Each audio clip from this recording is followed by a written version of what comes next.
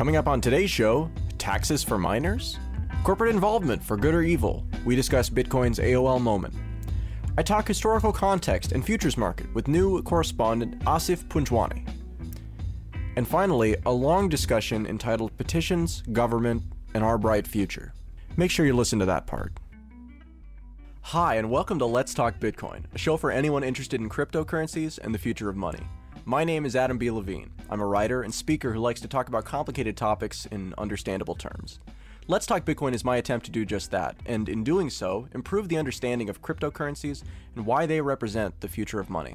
Joining me in my ongoing quest for clarity, Andreas M. Antonopoulos is an expert in secure systems and decentralized networks. Hi. And Dr. Stephanie Murphy is a scientist and syndicated radio host. Hello. Let's get right into listener mail. Craig writes, I'm very interested in Bitcoin as a hobby and possibly as a miner. I'd like to buy a BFL jalapeno and give it a go. My question is, how do I turn Bitcoins into cash if I want to, and how would I report it at tax time? Reported at tax time? What's that? No. I'm sorry, I don't mean to laugh at this person's question, but the simple answer is don't report it at tax time. There's nothing illegal about mining Bitcoin. They don't even consider it earning money. The IRS hasn't really said anything about Bitcoin so far. So if I were you, I would not report that to anybody. And even if you had an inkling of that, they wouldn't be able to tell. They're not going to be able to tell who's mining and who's receiving those Bitcoins. So enjoy your profits and live free. As far as mining goes, he said that he wanted to get a Butterfly Labs jalapeno, and I think he's not alone in that. Like, a lot of people would love to get their hands on these things, but the thing to know about Butterfly Labs is that they have been taking pre-orders for these ASIC devices for quite a while. They've been delayed, more than 6 months at this point. They've sent out a couple of prototypes, including to David Perry, who we have interviewed on the show, and also Wired Magazine, who was mining Bitcoins with it and was actually destroying the Bitcoins, and there was a little uproar about that. But anyway, it's difficult to get one of these devices. If you pre-order it now, you're going to be last in line, and everybody's going to get this technology before you. It may even be less profitable by the time you actually receive it in your hands. The real way to get one and have it be profitable would be to get one at the very beginning, or to somehow be connected so that they'll send you one in advance. So it's just not as easy to just simply get an ASIC as some people might think. Andreas, I know you're going to want to respond to the tax question, but let me jump in here on the BFL thing. When you're talking about ASIC technology, or really any of these self-adjusting difficulty situations, you almost want to think about it like a tech curve adoption. If you're the first person to have an iPhone, or whatever the new version of the iPhone is, or whatever, gadget that you're particularly into, then that's a differentiating factor for you. And so you get advantage from that. It's cool, you feel good because you have it early. And so you get advantage from that. But if everybody has it, or if a lot of people have it, then it's not really a differentiating factor. It's not really cool. It's just something that everybody is already doing. That same analogy applies pretty well to mining, because the more adoption you see, basically the less special anybody is. And by special in this case, we mean profitable.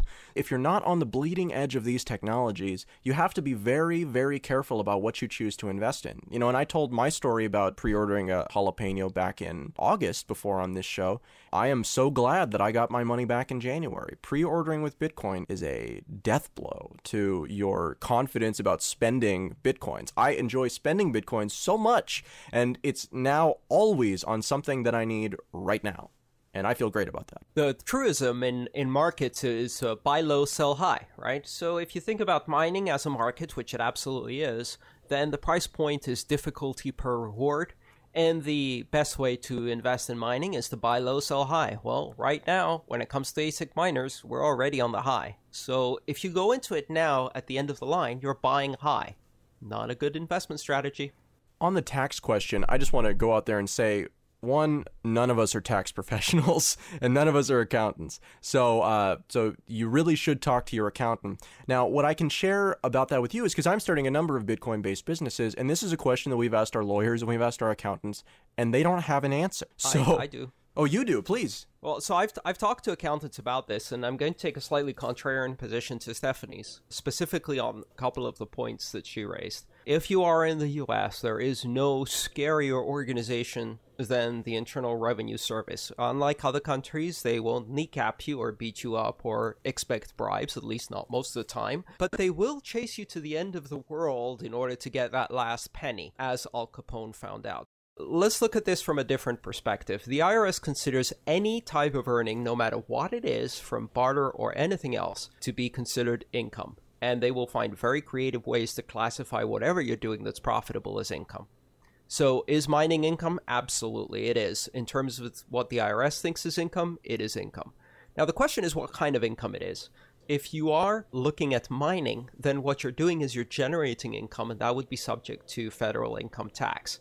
Can they find out that you're doing it? That's a whole different question. At least theoretically, are you legally required to report it? Absolutely. And most CPAs agree, at least the ones I've talked to, that you should report Bitcoin in the following two ways. If you're mining, you should report Bitcoin as earned income and then apply deductions appropriately for the cost of electricity, as well as the depreciated cost of the mining rig. That means you will only report the profits, the difference in price, from the money you spent on electricity versus the Bitcoin you got. The best way to account for that is by calculating the income of Bitcoin at the time that you earned it and convert it into US dollars. And then, of course, you have to make your payments in US dollars.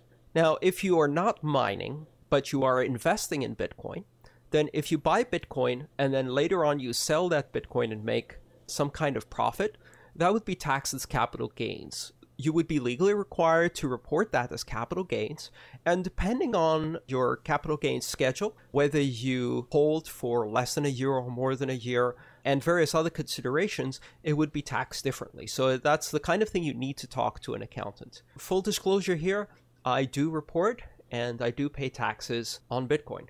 For me, at least, that's also an ethical choice because as much as I disagree with some of the government spending decisions, I believe in paying my taxes. I'm a Greek. Did I mention that? Well, that puts me on the wrong side. But anyway, yeah, I do believe in paying my taxes. I'm really surprised to hear that, especially given some of the anti-war sentiments that you expressed to me, Andreas. I mean, I can't really think of anything that the U.S. government does that I like and am eager to support. I think you're following the letter of the law clearly, but and maybe that's helping to help you feel less afraid, because the IRS is scary. I get that. I get why people would want to pay taxes, because essentially it's extortion. They are forcing you to do it. They're going to hurt you if you don't. But I would not choose to pay taxes for any ideological moral support reason. So I guess we're just going to disagree there. But I would say to this person, you've had a perspective. I think it would be pretty difficult for somebody to track who's getting Bitcoins that have been mined unless you report it voluntarily. I think that's really a great position to take, which is, listen, there are two issues here. One is the letter of the law, and the other one is your government spends and how it spends it. And don't get me wrong, I'm absolutely appalled that more than half of the federal income tax I paid this last year went towards killing people. But I also live in a society which is a participatory society, and I also know that quite a fair amount of that money also went to supporting seniors with Social Security checks and things like that. In the end, my choice is to address those issues through a political process and also through opting out of some of the most egregious parts of the system, not through not paying taxes. But, other people will make that calculation very differently, and I absolutely respect their decision to do that. So as long as we clarify that there's a difference between the letter of the law and how you apply that to your own particular circumstances, that's really the answer, isn't it? What do you think are the benefits that people are getting through Social Security? Because personally, I'm almost 30. I'm thinking that I'm never going to get a Social Security, and even if I did, it would be pretty much worthless by the time I did get it. Oh, do you think that helps? Yeah, very much so. I'm not expecting that Social Security is a wealth transfer system. You're not paying for your future retirement. You're paying for seniors right now. So my mother-in-law and my father-in-law, who receive Social Security checks as they have retired, they also receive Medicare, and they also receive various other forms of government support, which, pretty much all seniors do. That, I think, is a valuable use of my money. Do you think there might be a more efficient way to do that, though? Well, obviously, Stephanie. Obviously, I don't think anybody here is making the claim that we do things, as a society in the way that is most efficient. We do them in the way that we do them, and so for better or worse, that's the way it is. Trying to change the system from the inside. I don't know about you guys, but I've really lost a lot of faith in our politics to kind of change any of these Yeah. core systems, just because it seems like there are so many people who are benefiting from them that it's very difficult to turn it off. But at the same time, I think Andreas is totally right, especially when you have such an inflationary environment that we live in now, where savings is not valued in the way that it was 15 years ago, 20 years ago, and people who had saved money with the idea that they were going to live off of that really no longer have that as an option. So to a certain extent, it is keeping people at least in a state where they're able to feed themselves. So there's value to it from that. Getting back to the original point here, what we do with the show right now is, first off, we don't sell any of the Bitcoin. If we were going to spend it, we spend it as Bitcoin. And more importantly, I reserve 40% of all the Bitcoins that come in, all the value that comes into this show, because I don't know what the tax situation is going to be. Andreas has gotten some clarification, and I think that those approaches are good approaches to take. But ultimately, everybody's guessing because the rules just aren't set. And so, for me, it's better to just sit there, make sure that I'm not overextending myself, but at the same time, kind of be able to play it by ear as the situation becomes more clear. Because while it'd be great to not pay taxes, and it'd be great to be able to take an ideological stand on that, as public figures who are talking about this in a public fashion, I think it's very difficult for us to really, step too far outside the bounds, because you make yourself a target when you do that. It sounds like an awful lot of work to me to bend over backwards for regulations that don't even yet exist. Absolutely. Yeah, I totally agree. I agree also. This is a very difficult choice for me too. So I'm not at all happy with this choice, and I'm not happy with working inside the system to change it, or that I expect it's going to change. Quite honestly, I have more trust in the non-political process right now, and some of the things we're doing with Bitcoin are part of that. But at the end of the day, I think it's important to give the correct information as to what the law is and what the expectations are of someone who does business and is required to report income. Now, whether you choose to follow that or not for whatever reason is a whole different question. I don't think we should conflate the two issues, and I know this is going to cause an enormous amount of controversy. We all agree ideologically on this. It's just a question of how you go about implementing it in your own lives. So, by all means, I think that's a decision that until the rules become clarified, everybody needs to make for themselves. But it's just, I think that it is a mistake to downplay the severity of what can happen to you if you don't follow the rules and they find out. Because it's an enormous disruption. I don't know if you guys have ever been through an audit or have ever, known someone who's been through an audit. I know a bunch of people. I'm going through one right now. Yeah, it is the most disruptive thing that could possibly happen to you, and it requires you to essentially, collect everything that you've done for years, in a way where even sometimes it's impossible to do that, and it's very disruptive and scary. And I can understand the fear, absolutely. Oh, I wanted to ask you one more question though, Adam. You know, whose fault is it that it's an inflationary currency? It's the Fed. It's the government. Hey, I totally agree. Yeah, no, you're totally right. Example, they break your legs and then they give you a crutch and they say, look how helpful we were. Right, exactly. No, I mean, it's obviously the system is rigged. Obviously, the money that's being spent is in general not being spent to actually the benefit of most people. Clearly, most of the things that we do, again, we get off into the weeds about this and it becomes an ideological discussion, but I don't think anybody is arguing with you on that, Stephanie. Nobody agrees with what's going on. It's just a question of how you choose to position yourself relative to what the rules are now. Right. Well, that's up to the individuals. So, take this for what it is. And you've heard a variety of different viewpoints here. And, you make that call on yourself.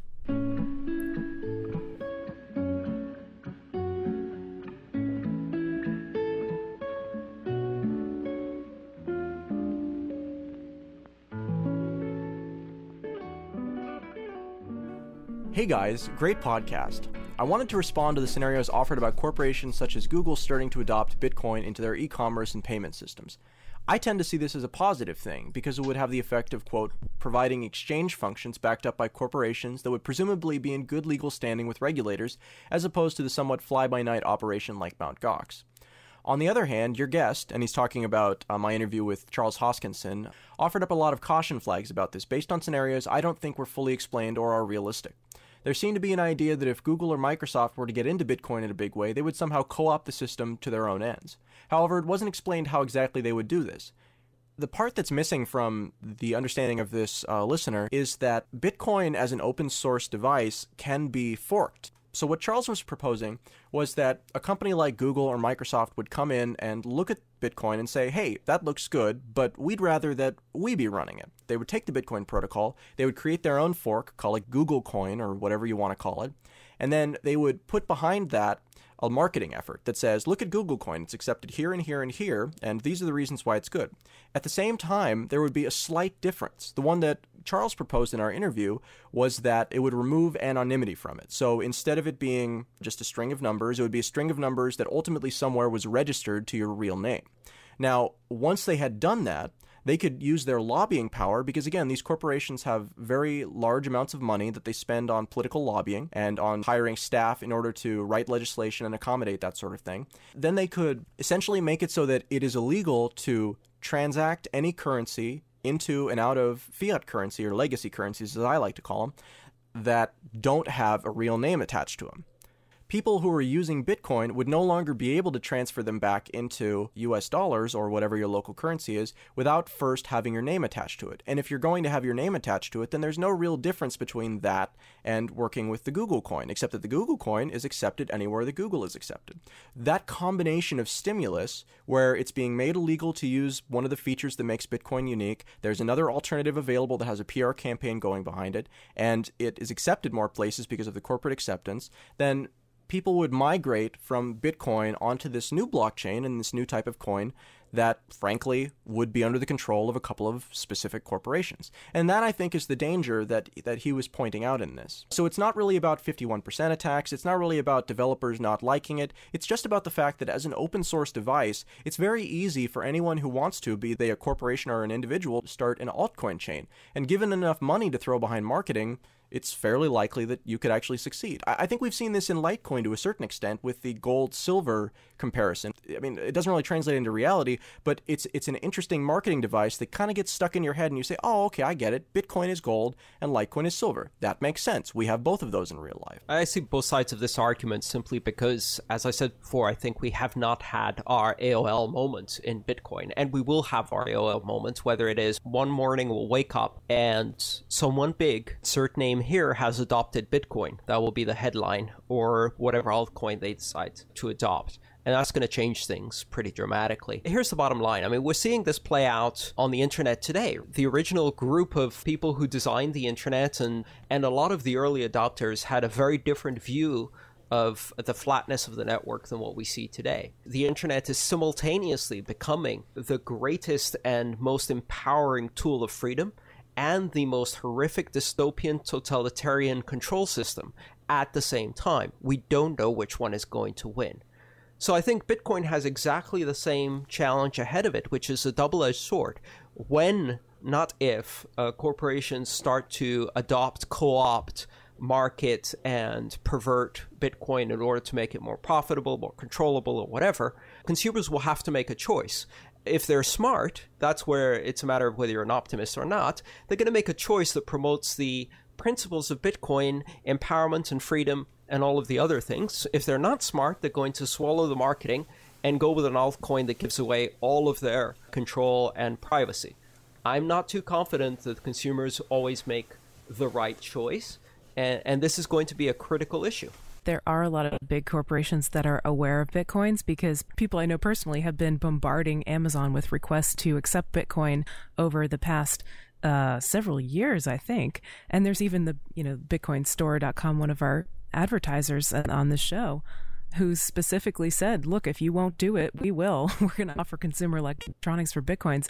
So I think Amazon is aware of them. And I noticed the other day when I went to Amazon.com, they had this thing on the front page. Hey, if you have a Kindle Fire, you're going to notice something different in there. It's called Amazon Coins. Literally, it was called Amazon Coins. And they had a graphic that looked like the Casascius physical Bitcoins accompanying this text that said, you've got 500 Amazon Coins, and that's worth $5, and you get credit to buy apps. So Of course, that's not really a cryptocurrency or a Bitcoin-like system. It's typical store credit kind of coupon code stuff, but they're marketing it like Bitcoins because they know that it's a popular idea. And I think that indicates that, hey, they realize that this is a trend that's coming up. They have their eye on it and they're trying to copy it, and they're trying to make something that's sort of like it and sort of capitalize on that interest. So I definitely think this is a concern. And like you said, Andreas, I mean, it really could go either way. I think that people make the right choice for them or what they believe is the right choice for them, but that might not be the right choice for you, right? And so it would be great to have all kinds of different options in terms of cryptocurrencies and like all their different properties out there, and let people choose to use which ones that they like. I guess with a big corporation like Google or, Microsoft or Apple, even whatever, there could be a certain amount of feeling like it's forced because they have so much adoption. And I'm curious to see where that goes. Well, I think it's definitely going to spur a lot of adoption of Bitcoin just through the principle that a rising tide lifts all boats. If we get a lot of publicity, even this Amazon Coins thing works both ways. They're picking up off the popularity of Bitcoin and using that to their advantage, but it's also feeding back because people who've never heard of this will see Amazon Coins, then they'll hear about Bitcoin and they'll make reverse associations that are positive. Either way, a lot of marketing around the concept of alternative currencies is going to be a good thing for Bitcoin if we do it right.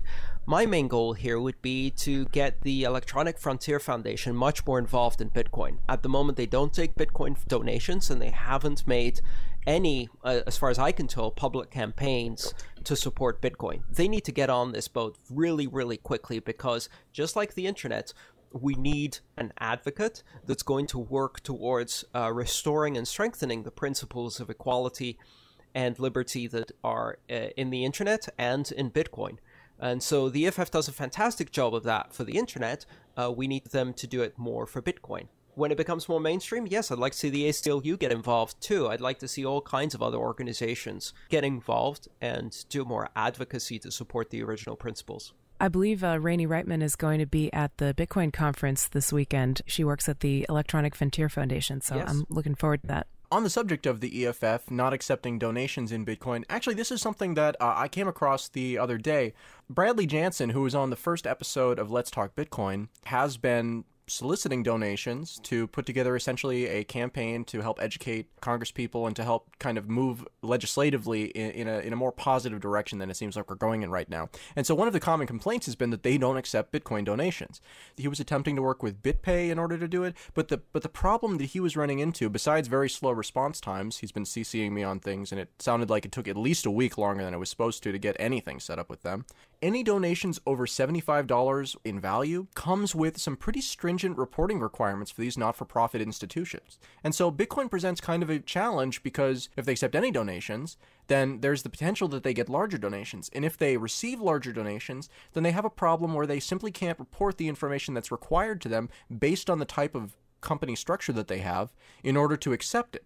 I don't really know how we get around that yet, but it does seem like there just needs to be more clarity in how reporting has to happen with these, whether or not anonymous transactions are even allowable under this circumstance, and kind of what that looks like, or if the restriction just needs to be, if these addresses just need to have a mechanism to throw out any sort of transaction that comes in without this information, but with a value higher than a certain amount. I mean, do you guys have any ideas on what you could actually do about that? Yeah, let's start a super PAC. Apparently, they have no rules whatsoever and can funnel as many billions of dollars they want into any candidate's coffers and coordinate as much as they want with the campaign, because certainly those are not being approached the same way that traditional political donations. It's really disappointing that, in fact, not only has money become voice and speech in our political system, but increasingly what you see is incredible restrictions on not only how people can express speech at the lowest levels, but how they can express their speech through money at the lowest levels, and no restrictions whatsoever on the other end of the scale. As the courtroom quip goes, Your Honor, I'd like to treat my client as a middle-aged, white, affluent CEO, please. They say we'd like to treat him as a hostile witness. No, I'd like to treat him as an affluent, middle-aged CEO. That's really what you want here. You want a Bitcoin super PAC that can get all of the advantages of being completely corrupt and above political and legal system. and can funnel as much money into politicians' coffers as it wants. I think the idea of persuading politicians to understand Bitcoin fundamentally misunderstands the motives of politicians. They don't want to understand Bitcoin. What they do want to understand is how the Fortune 500 can benefit from Bitcoin and convert that into donations to their campaigns. Perhaps that's a bit too cynical, but it seems to me that's how it works. So if you can make their campaign successful, then you can make Bitcoin successful. So we need Bitcoin candidates, is what you're saying? No, we need Bitcoin super PACs to funnel money into candidates. One of the exciting things about Bitcoin is that it forms an IPO. And what it does, it rewards all of the early adopters who figured out this was worth doing in the beginning by making them millionaires. In fact, one of my predictions is that if Bitcoin takes off, Satoshi will be the first world global trillionaire. That's a good place to start sourcing the money for the super PAC, right? So it sounds like Bitcoin millionaires and billionaires do have a role. And trillionaires. And trillionaires. I'm going to take the typical anarchic position and say I cannot get excited about the idea of having politicians in any way involved with Bitcoin. I guess if somebody had to pay them off to get them to sort of leave us alone, I hope they would actually leave us alone if that happened. But I would consider that more a survival mechanism and not something that I want to do voluntarily or I'd think was necessary or I think was a duty or a patriotic obligation or anything like that. Yeah, and it's sad that it comes to that. I don't think that Bitcoin is ever going to be something that the state is going to want to protect and give special privileges and entrench or even really recognize. So I think the best strategy for me, the one that I've settled on, is to try to ignore the government as much as possible. And if I have to pay them off to get them to leave me alone, so be it. I'll do it grudgingly, but I'm not interested in trying to get them on my side because I know they're not going to be. So I see two aspects to this. The first one is that this is one of the advantages of having corporations involved in Bitcoin because corporations are the only ones that have free speech and due process. So if you have a corporation like Google that goes into Bitcoin or other cryptocurrencies, they can actually defend themselves against the government and or buy it. That would provide a modicum of protection. The other good one would be lots and lots of charities, so you can then promote the public campaign that if you ban Bitcoin, children starve. You see this little cute puppy here? It will be in the kill shelter if you don't let Bitcoin continue. Oh, but they'll just say, no problem, here, take some more of our welfare with their fiat dollars. Well, the other thing I would really like to focus on is the fact that we're so defensive over Bitcoin, and it really is baffling to me.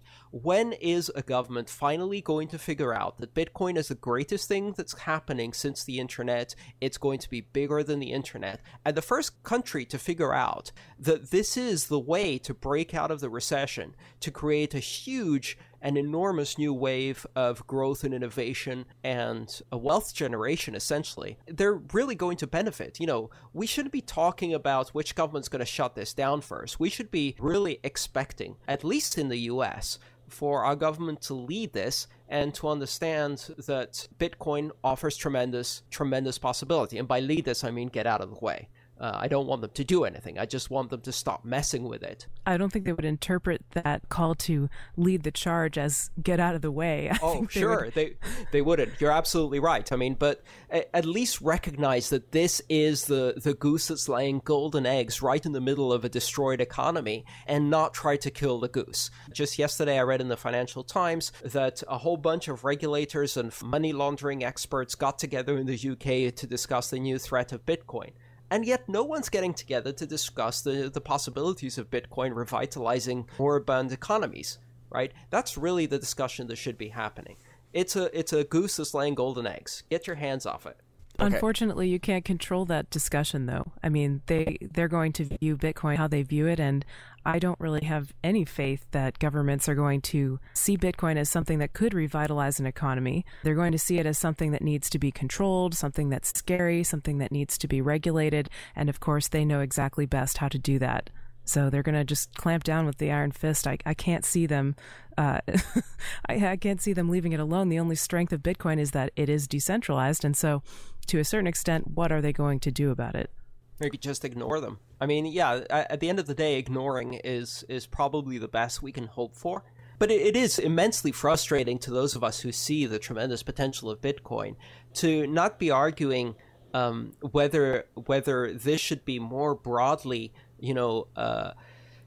clarified in terms of regulations, essentially reducing the impact of some of the regulators on Bitcoin to allow it to thrive. And instead, we're having all of these discussions about how it's going to be killed. It really is very frustrating.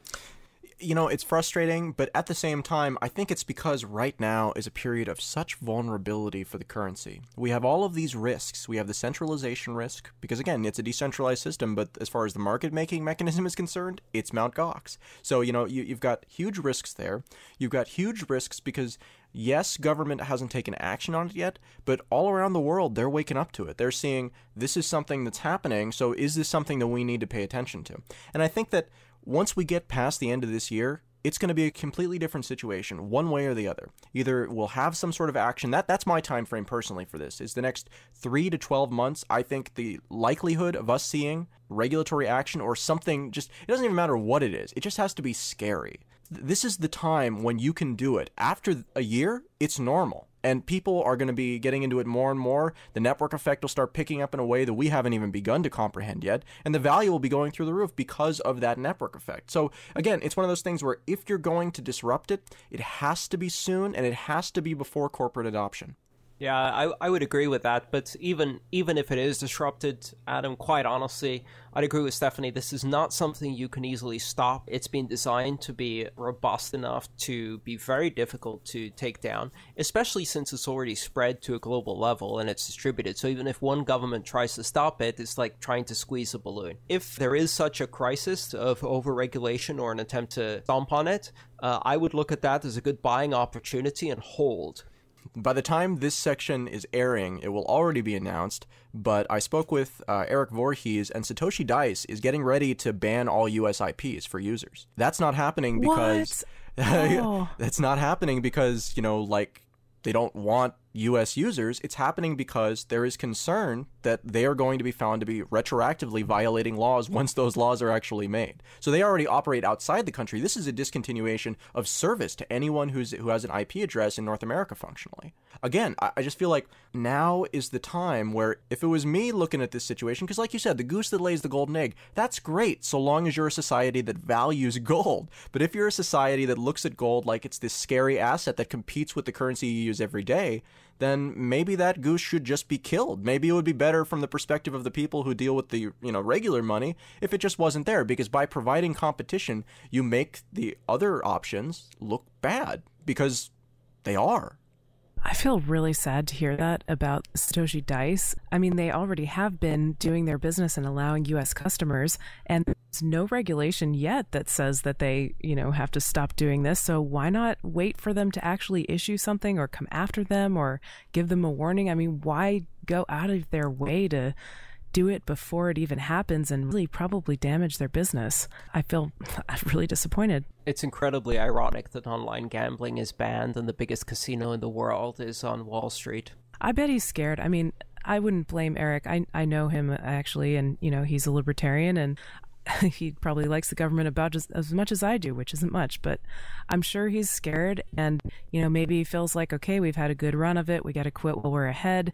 I'm curious to hear what he has to say about it. I think it's a recognition that of all the places where something is likely to happen and to have something draconian happen, it is the United States, because ultimately it is the United States that currently issues the reserve currency of the world through which all other currencies are backed. And so the United States has absolutely the most to lose and frankly the most leverage in this situation. Ruining all our fun.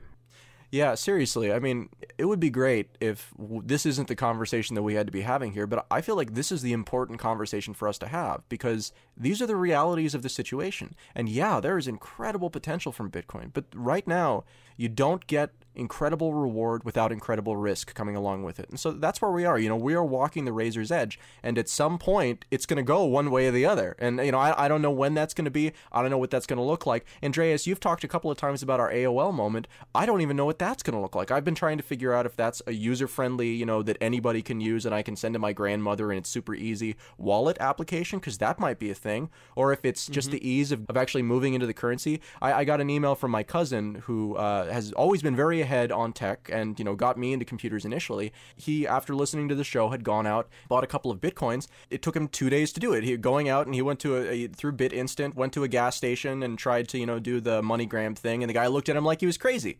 And then, and so he tried again the next day. And so the point is that even this far down the line, the barrier to entry is incredible. So maybe that's what the AOL moment will be. Maybe it just gets easy, like you get that gift card solution. What do you think are the potential AOL moment scenarios where we actually get that tipping point? What does that look like?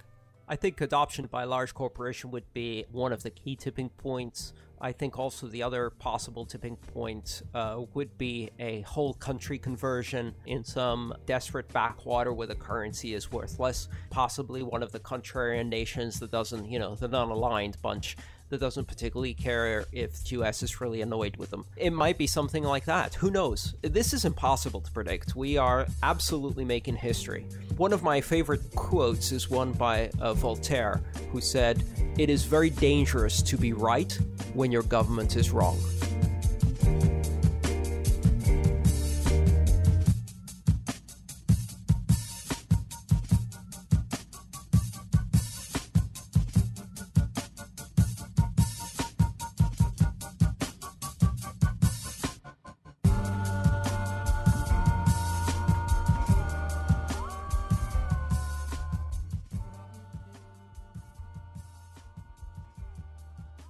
Asif Punjwani is a writer, longtime trader, and market observer originally from Pakistan. We caught up earlier this week to discuss the history, present, and possible future of stability and futures markets in the world of Bitcoin.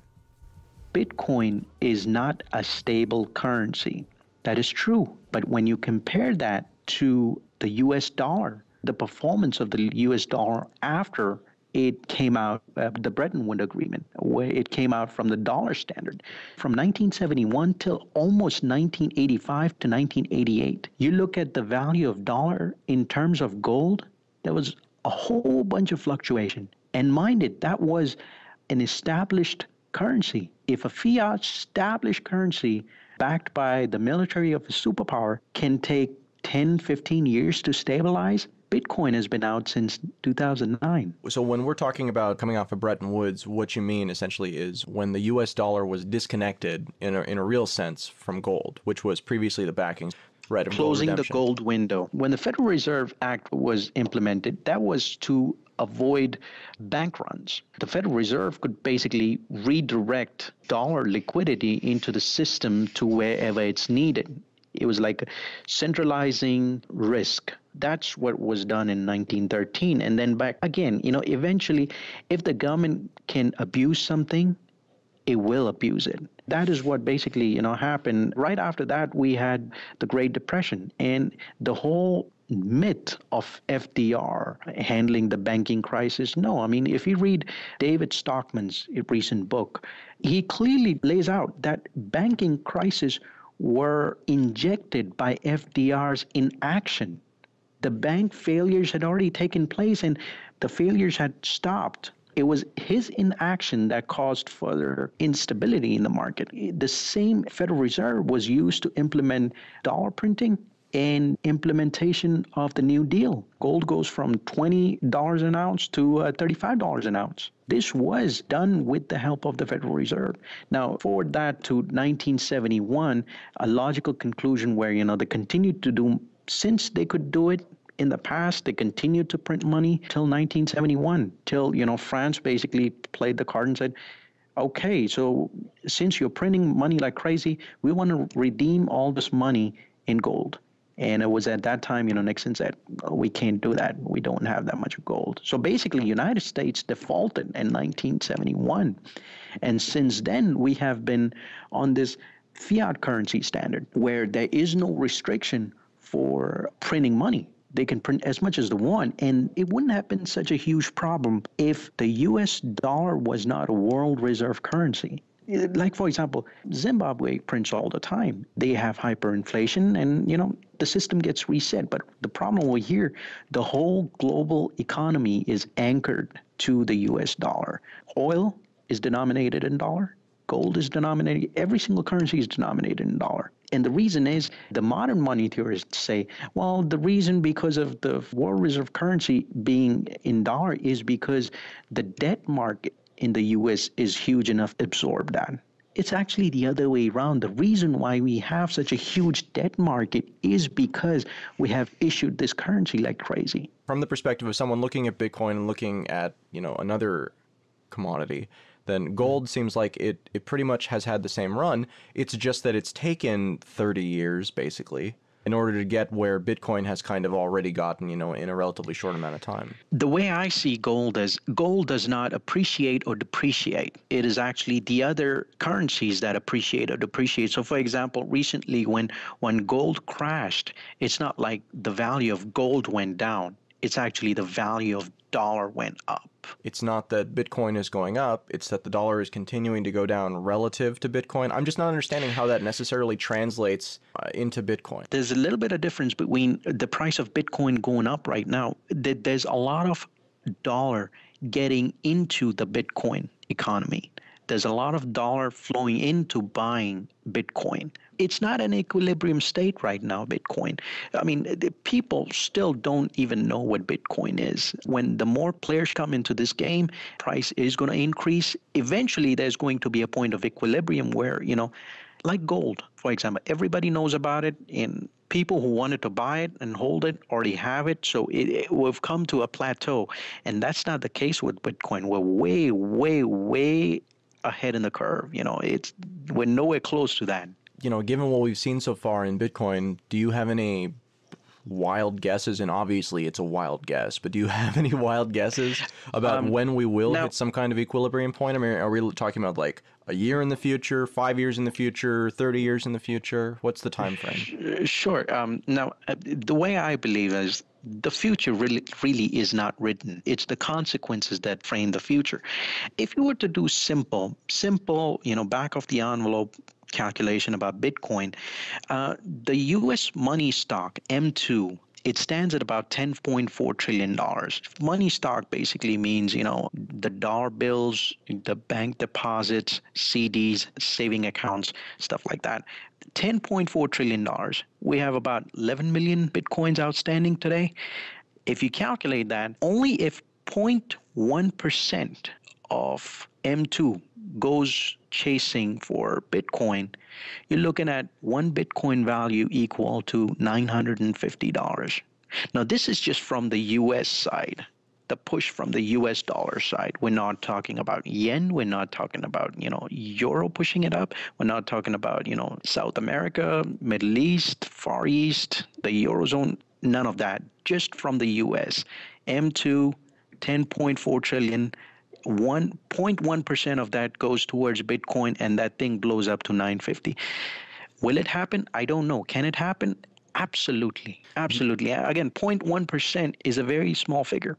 Do you think it's possible for Bitcoin to have incremental successes, or do you think that it'll kind of just move along slowly, and if it is ever going to hit a tipping point, it'll eventually hit that tipping point, and then we'll see like a cascade of events happening that all sort of catalyze each other and build on each other?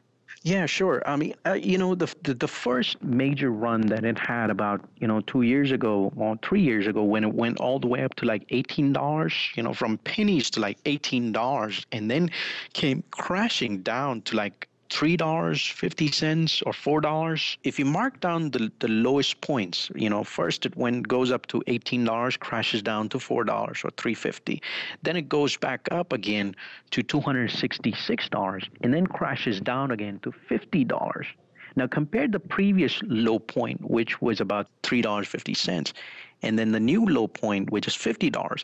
And then recently, it went back up again to, I think, 170 or 160, and then fell down again to $80. So every single low point is higher than the previous one, from $3.50, $3.50 to $50, from $50 to $88. So it's clearly going uptrend.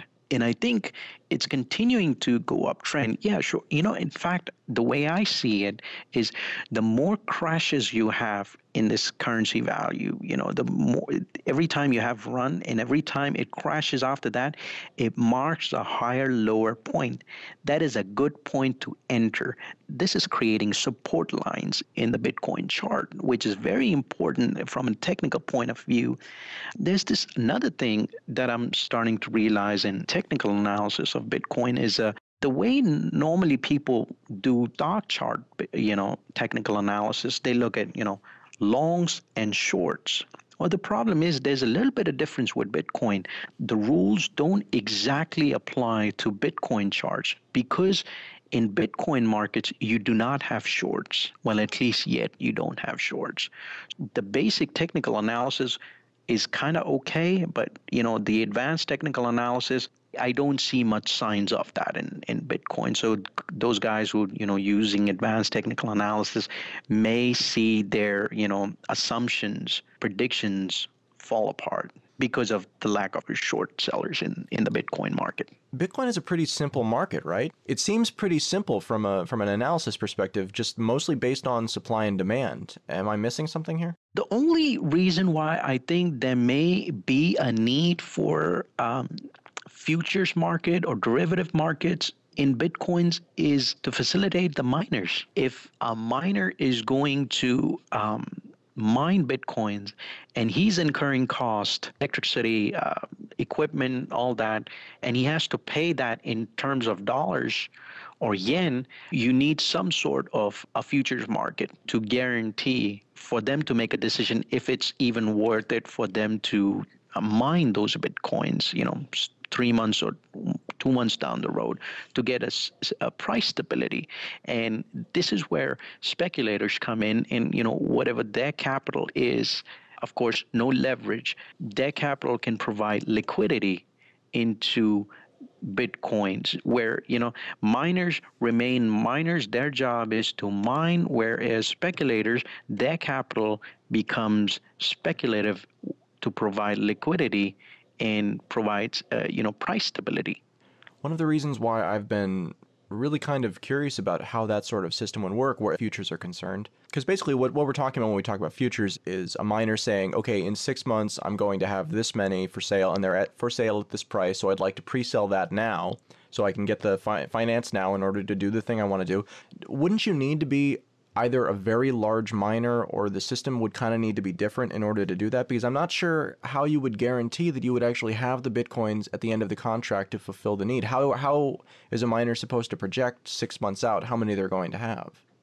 I don't have a clue. Okay, yeah. Something to figure out with the futures markets. I thought if there is a way, there may be, this would be the path towards that way. Right. Yeah, sure. I mean, maybe there isn't a way to do it. If that's the case, then maybe they can't be a futures market. And again, I think if you take this idea to its logical conclusion, what may happen in the future, banks may start to come in and create their own cryptocurrency and peg it to Bitcoin, and then that cryptocurrency is issued to back the future.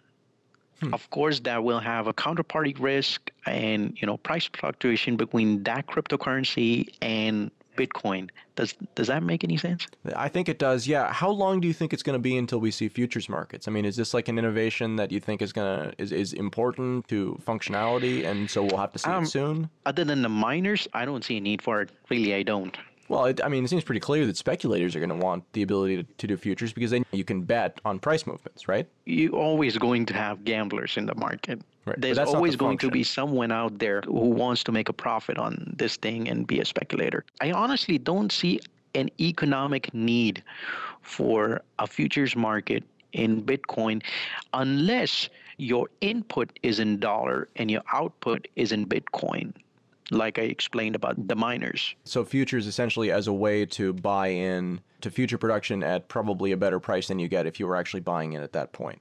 Yeah, because, for example, if I were to promise you that I'm going to deliver you 100 Bitcoins next month, what guarantee do you have that I can fulfill that promise? Who is going to guarantee that contract? So you will always have a counterparty risk.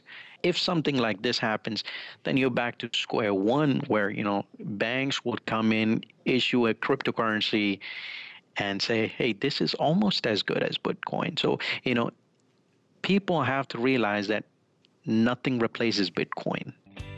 If I showed you a website where you could easily purchase electronics from the world's largest distributor with Bitcoins at 0% markup, would you think it was too good to be true? Good news. It's real, and it's at bitcoinstore.com. Choose from 500,000 items, save money over Amazon and Newegg, and convert your Bitcoins to real-world items. You can even buy with privacy. All they need is a shipping address. But don't take my word for it. See for yourself at bitcoinstore.com.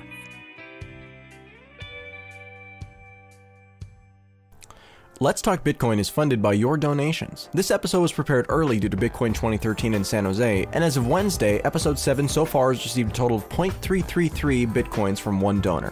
Thank you very much. Please remember that even if the amount you would donate is small, with cryptocurrencies and a growing audience, it adds up fast.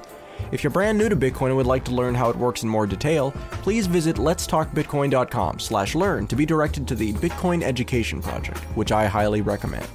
If you're wondering what we look like, want to correspond directly, or would like to learn more about either myself, Andreas, or Stephanie, check out the Meet the Host section of the site. Hosts have individual tip jars on their pages, so if you'd like to make sure that you're rewarding the right individual, that's your destination.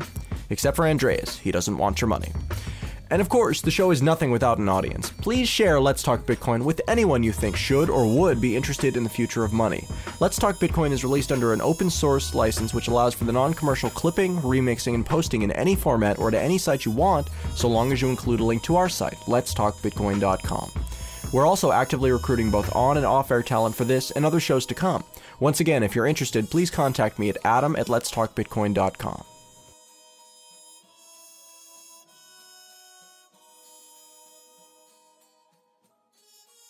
A few days ago, I saw a petition being circulated that is one of the whitehouse.gov petitions. This petition is essentially asking the government to stay out of the way and not regulate Bitcoin. It's not a very well-written petition, but it is the first Bitcoin-related petition that I've seen. The question that came to my mind is, should I sign this? And in fact, I did. As I tried to persuade others to sign it, I realized that there's a lot of resistance to the idea that these petitions are even worth the time to sign. My position is that they may be a waste of time. I would prefer a better written petition than the one I saw out there, and perhaps that might be a worthwhile endeavor. What I do like about the system is that, just like mining difficulty, petition difficulty keeps going up, adjusting by the number of responses. What that does is it creates a self-reinforcing system where at the end of this, you could imagine a situation where you have 1 million or 2 million or 10 million people signing a petition. Now, that may still result in the typical answer of, yeah, no, from the government.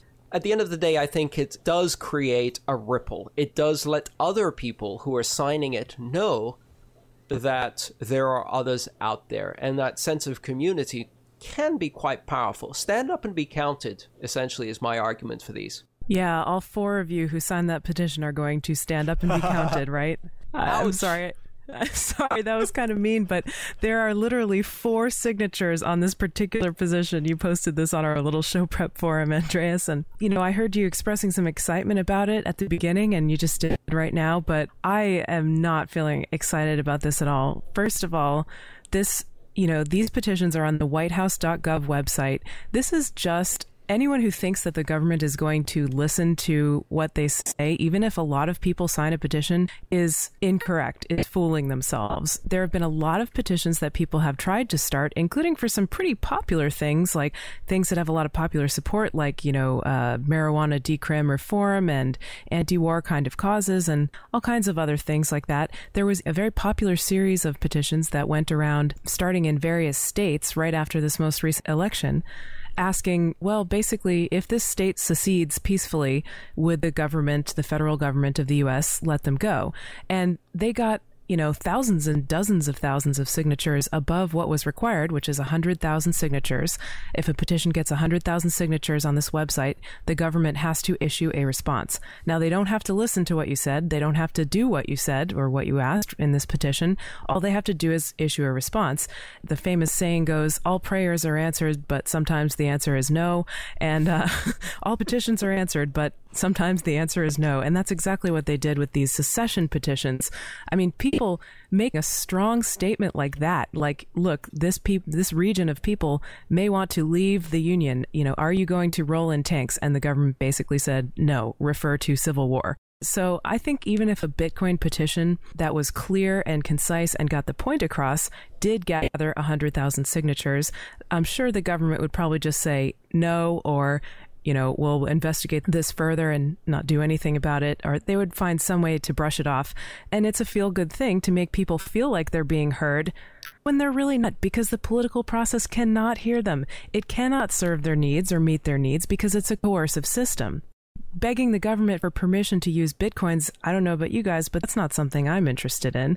Now, I guess you'd say they're not begging permission from the government to do anything, but this petition here, supposedly it's recognized the right of citizens to exchange goods for cryptocurrencies and to buy and sell cryptocurrencies. But the petition kind of rants about automation, eliminating jobs and workers' rights, and it doesn't even really say clearly what exactly it hopes to accomplish. I'm not sure that this petition really even gets anything across, except maybe to vent for the person who wrote it, unfortunately. I think what we're doing here on this show, spreading awareness about Bitcoin, helping people get into Bitcoin, adopt it, helping people use it, making a bigger, more decentralized network is the best thing we can do to ensure that we'll be able to use Bitcoin unmolested in the future. I agree with you, Stephanie, but I don't think that you necessarily have to pick only one way to promote Bitcoin. And I do think that if there were, 10 million signatures on a petition, yeah, the government would completely ignore you. But the media wouldn't. You would at least have a headline that said 10 million people signed this, and that matters at least to the 10 million people who signed that and anybody else who sees it. They covered the secession petitions quite heavily in the media, but, I mean, what did that do? Well, it certainly communicated that there was a strong sentiment out there. We're still talking about it today. I think that they covered it more than they would have covered it if it hadn't reached the petition level. I think that it goes both ways. I think that there certainly is a benefit to the optics of the thing, because that's what you're talking about, Andreas. You're saying that, it doesn't really matter the reality of it. It just matters that it gets coverage, and so therefore more people find out. So in that way, it is an outreach effort. But on the other hand, what happens when these petitions, what if it gets 100, votes, but it still gets coverage? Because sometimes things like that happen. Sometimes things come out, and just somebody threw up a petition, and then you get news coverage saying they did this and nobody signed it. What do we think about that? To me, it's kind of a lose-lose no matter what you do. The only solution is to just not play and just to pretend like the system doesn't even exist, because on the one hand, if you succeed and you win, then yes, you get the PR win, but you don't get any sort of effective change. And on the other hand, if you don't hit the numbers that they ask you to hit, and as you said, they're going up. Now it's 100,000, and 6 months ago it was 25,000, I think. If they don't get those numbers, then it looks like a failure, where people clearly don't care, because otherwise they would have signed the petition. So I feel like there are lots of ways that you can accomplish the same goal, but routing it through the whitehouse.org's particular system, I just can't see a win from that. Bitcoin is already getting so much mainstream media coverage anyway, even without these things. And yeah, you're right, Adam. The government keeps raising the bar as far as the number of signatures go. The system is stacked against you. It's just like voting. They make it more and more difficult for people to actually get freedom, which is why I believe firmly in not asking for permission. And that's in fact what we have all been doing up to this point, just using Bitcoins, doing what we're doing, and not asking anybody to let us do it. The thing about voting, I would agree with you 100%. Not only is it made harder and harder for regular people to vote, and easier for money to vote independently through the media, but in fact, the bottom line is that the one vote you can't cast is a vote against the interests of Goldman Sachs, as Chris Hedges famously said. Right. Yeah, I would agree with you. Here's another idea. Maybe we shouldn't be thinking about petitions that are online. We should be thinking about bringing ballot propositions in states that have them and allow them to become part of the constitution and law of the state. So just like we have had the cannabis decrim propositions in half a dozen states now. Why not start thinking about gathering signatures to put a ballot proposition, not now, maybe in 5 years, maybe in 4 years, whatever, put a ballot proposition in certain states that affects the legal status of cryptocurrencies in that state. So similar to what Utah just did, essentially, in monetizing gold and silver coins. Is that right, Andres? Yeah, something like that. And, it depends on the state and exactly how it works. Certainly California probably has the most well-developed and at the same time most dysfunctional ballot proposition system, which can create some bizarre effects like Proposition 13 and Prop 8. Nevertheless, I think it's important to be able to set something like that, because at the end of the day, even if you don't believe the system works, there is at least a balance of power between the federal and state governments. And, state officials often fight for that balance of power. So, putting a proposition like that down that makes state law is an interesting way to approach it. One, I think it's incredibly difficult to get any kind of ballot measure passed like that, especially if it's going to involve changing the constitution of a state. I mean, that hasn't happened in recent history that I ever remember. Two, I mean, if you're going to advocate for ballot reform, someone could just as easily ban Bitcoin, make everybody who uses Bitcoin a criminal or something like that. It's really a double-edged sword, and I think the system, again, no matter what branch of the system you use, whether it's a petition, whether it's trying to get somebody elected, Bitcoin candidates or whatever, I just feel really skeptical that people who value freedom are going to get their needs met through that process. Well, Stephanie, you live in New Hampshire, which is, by all accounts, a very freedom-loving state that hosts lots of activists and things like that, both in local government and just in the general populace. So do you think that something like this wouldn't even be tenable there? That's a really interesting question. So I guess I should explain that I moved to New Hampshire in 2006 because I was interested in the Free State Project. And what that is a movement of 20,000 people moving to one state, which is New Hampshire. And once they get there, they're going to get active for more freedom in their lifetimes, whatever that means to them. So some people go really in the political direction. They've run for office. There have been lots of free staters who have been elected to the New Hampshire legislature, be it on a town level or on state level. And, they've tried to do some things. They've tried to pass measures and, had some, I guess, limited successes. I did experiment with that at the beginning of when I was here in New Hampshire. And I found it to be such a frustrating, incredibly frustrating process. I was working on trying to get a medical marijuana bill passed. You would think just basic human compassion covers that, right? Let sick people use whatever medicine that they feel helps them. And, it seemed to me to be pretty much a no-brainer. But what happened was the bill got rewritten until it was basically watered down to the point of being useless. By the time it got to a vote, it was completely different than it started out. And it made the state create dispensaries for medical marijuana for patients. I spent hours of my time driving to the state house to try to testify because I had some medical expertise. One time I showed up in a snowstorm and the representatives didn't even come, so I didn't really feel like I was being heard there.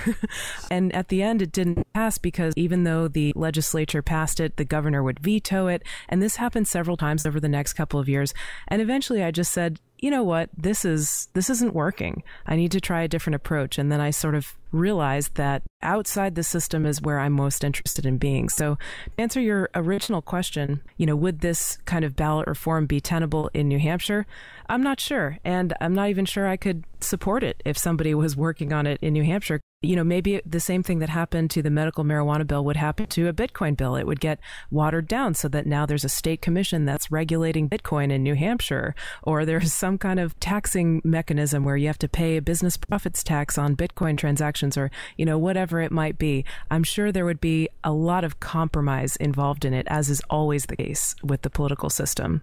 I think that you bring up a really interesting point there with the fight, the fight and how even after you had something that looked like it was going to address the needs, by the time it actually made its way through the process, it no longer was even close to what it was that you were talking about because of all the compromises necessary in order to do that. That's actually been mirrored by my experience, but I come at it from a little bit of a different angle. I've been involved with land rights. The thing that was emphasized to me, I was involved with this more when I was in high school and directly after that. The thing that absolutely depressed the hell out of me was that it never ends. Is that even Yes. if you win one of these battles, that the people who you are up against in government are paid to be there, and they are paid to do things. And so if they Yes. aren't doing things, then that's like a dereliction of their duty. And so it winds up with this situation where they just do stuff because, well, we got to do something. So that guy over there Or thinks it's a good undo. idea. Or undo. Yeah. But I mean, more often than not, it's do in my experience, adding much less than subtracting. No, you're absolutely right. At the end of the day, the most effective and most powerful way of addressing all of these issues is exactly what we're doing now, which is talking about them and getting as broad an audience as possible to listen. I think the political process can be an expression of the status quo and de facto situations that have already arisen. So at some point, it becomes inevitable that these things will hit the political process only because they will reach the pandering threshold and will be pandered to. But that's all. I hear what you're saying. I think I still have a glimmer of hope that some of these political moves have some impact on some level, and I'm willing to continue to work on both sides, both inside and outside of the system. But I can totally understand why people get immensely frustrated by this. There's another aspect to this that I think is important to mention, and thank you for, relating to that, Andreas. What it comes down to for me, the whole idea of working within the political system, fundamentally, everything that government does is by force. It's backed by the threat of, look, we're going to hurt you if you don't comply with the laws that we say, or if you don't pay the taxes that we want you to pay, or if you don't go along with what we're going to do, there's going to be some serious consequences for you.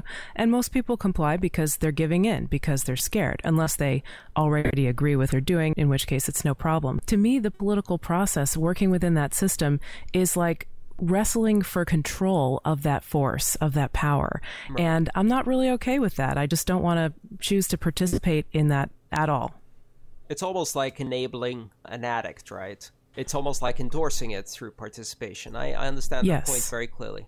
My wife's perspective on all of this has been, for the last several years, that the solution is just to build an eco-village and to find a bunch of people who we like and who can do productive things, and then to move there and just to, again, it seems like that's a theme that comes community. up. Yeah, exactly. It's a theme that comes up every 20 or 30 years. The system sucks. Everybody hates the system. It's impossible to change the system. So let's go and do something else, entirely and be outside the system. Rah, rah, rah. I talked to my father about this, who did something very similar in the 60s.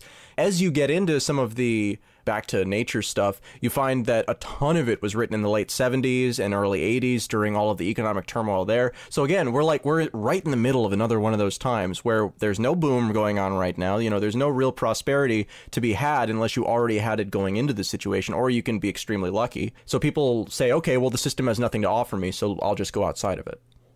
Well, what's different this time round is that really this applies to a much, much bigger part of the population than before. So the disaffected now are 95% of the population, not 50%, not 60%. And we have the internet. And we have the internet, so we can tell everyone how disaffected we are and find common purpose. I certainly do see Bitcoin as a very powerful opt-out mechanism. I would agree with that sentiment. What's more interesting to me is that there's an entire generation that, at least for a moment, was able to see through the illusion and no longer believes that the game is even worth playing. They understand it's rigged. They understand that it's been rigged in such a way that really harms this generation. And they understand that they've been sold a lie. So the only question is, will that generation hold on to that feeling after the prosperity returns, the induced prosperity or the artificial prosperity? That's the real question. Because if they're able to hold on to that feeling, then the political process has changed forever on a generational basis and it doesn't go back. But if as soon as it gets a bit more prosperous for another business cycle of 3 or 4 years, everybody forgets about these issues, we're going to be facing another banking crisis, another collapse of sentiment, and just the same cycle over and over again. So the question is, where's the tipping point? If we're already at 95% dissatisfied, what does it look like where the situation is no longer tenable and something must change? I mean, I don't know what that change necessarily looks like, but it seems like if something doesn't work for long enough, eventually it has to break, and if something breaks, eventually it has to change. Yeah, the tipping point, I think, was passed sometime in 1985. And I think really what you're seeing is a slow motion collapse that's following from that. Essentially, we're trying to operate an economy that can only work at $20 per barrel of oil. We're trying to operate it at $100 per barrel of oil, and it doesn't work. So we've securitized everything in order to create fake money. And eventually that Ponzi scheme dies too. I quite honestly don't think this is a sustainable approach. So we've already passed the tipping point. The only issue is that it's a slow motion tipping point, and a lot of people can live comfortable suburban life insulated from the worst effects of this for a short period of time. I was going to say, I love that number of 95% are disaffected, but I think it might be a little optimistic based on my own experience. I think we can bring this full circle back to Bitcoin, because what do you do if you don't want to work within the political system, or you don't even want to participate in it at all? If you want to just, as much as possible, kind of tune in and turn on and drop out, right? If you want to just kind of be outside of it all. And, you know, I think what you hit on, Adam, with the intentional community thing is right on. And that's kind of what I've chosen to do in my life. You focus on relationships. You focus on the things that are within your own sphere of influence that you have the most control over in your life. Like, you can't really control the government. You can't really influence the political process. You can try, and you can spin your wheels a lot to try to do that, but it'll probably just stress you out. But you can control your life, your family, your relationships, your friends, the people you have around you, your lifestyle, your job, all that. And those things to me are what I'm like way most interested in focusing on. And Bitcoin really enables us to do that, not only through the social aspect of kind of meeting and getting in touch with people who are also interested in Bitcoin, networking with them, building Bitcoin, building the Bitcoin economy, essentially. It really brings people together in a way where I think they will feel much more of that sense of control and power over their own destiny returning. Yeah, I agree, Stephanie. This is a very aspirational movement, and effectively what you have to do is look at the two sides of this coin, pun intended. The first, the first side is that you withdraw. You withdraw your creativity, you withdraw your money, you withdraw your consent, and you withdraw your enablement and endorsement from the existing system. For me, what that means, when I was working with large corporations in the information security space, I ended up finding that I was working for the same customers again and again and again. The bankers, the criminals, the torturers, and the killers. So basically government, defense, bank, pharmaceuticals. And because they had the money, right? And so first is withdraw, stop working for them. That's a very powerful thing, but it's also a very pessimistic and sad thing to do because you find yourself isolated. So you have to then flip it and say, okay, now I'm going to add. Pick the community you like, in my case it's Bitcoin, and then pour all of my creativity, all of my passion, all of my innovative spirit, and all of my entrepreneurial spirit into supporting and building that community. So Bitcoin offers not only the opportunity to withdraw from the legacy system, but also to build something new and pour all of your passion into it. And that's really what I love about it, because I can see that passion in everybody's eyes when I meet them. Yeah, that sentiment pretty much describes me to a T. Yeah, right on. I feel so much better hearing that, talking about that. And we've been getting emails like that too. We didn't talk about any of them on this or the last show, but we have been getting emails from people who are just saying, you know, thank you for doing this show. After listening to a couple of episodes, I can't stop thinking about Bitcoin and all of the ways that, you know, that I can use it. And, you know, it's infectious. It's very exciting to me because I've been doing shows like this since 2005, and I've never had a topic that resonated with me in the same way, and certainly with the listeners in the same way as this stuff we're talking about with Bitcoin, because these ideas are so new and they're just so impossible. It's really, it gives me such hope. I've tried to describe this from a personal level as my sixth epiphany.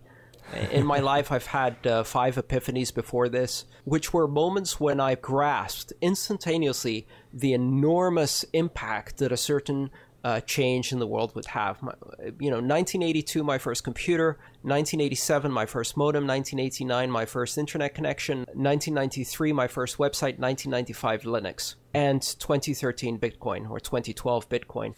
It's been a while, huh? Yeah, there was a big gap in between.